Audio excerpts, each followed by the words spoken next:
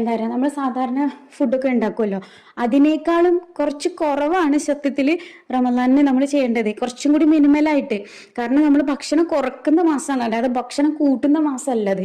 അതുകൊണ്ട് നമ്മൾ എന്ത് ചെയ്യാന്ന് വെച്ചാൽ, എന്താ പറയുക, റമദാനിന് നമ്മൾ എന്ത് പ്രിപ്പയർ ചെയ്യണം എന്നുള്ളത് മിനിമലായിട്ടുള്ള രീതിയിൽ നമ്മൾ ആദ്യം തന്നെ മനസ്സിൽ വിചാരിച്ച് വെക്കുക, ഒന്ന് പ്ലാൻ ചെയ്ത് വെക്കുക, ഒന്ന് എഴുതി വെക്കേണ്ടവർക്ക് എഴുതി വെക്കുക ഒക്കെ ചെയ്യാം.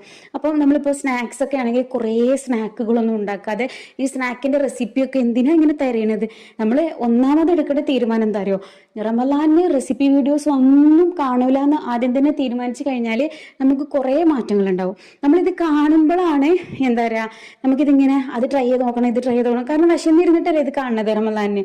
അപ്പൊ നമ്മൾ പട്ടിണി കിടന്നിട്ട് ഫുഡ് കാണുമ്പോൾ നമുക്കിങ്ങനെ ആ ഫുഡ് കഴിക്കാനും അതിന്റെ ഒരു ടേസ്റ്റ് ഒക്കെ മൈൻഡിലേക്ക് വരും. അപ്പൊ ഇന്ന് നോമ്പൊക്കെ നമുക്ക് അത് ഉണ്ടാക്കി നോക്കാം, നാളെ മറ്റേത് ഉണ്ടാക്കി നോക്കാം. അങ്ങനെ അങ്ങനെ നമുക്ക് പുതിയ പുതിയ ഐഡിയാസ് ഒക്കെ നമ്മളിങ്ങനെ സെർച്ച് ചെയ്ത്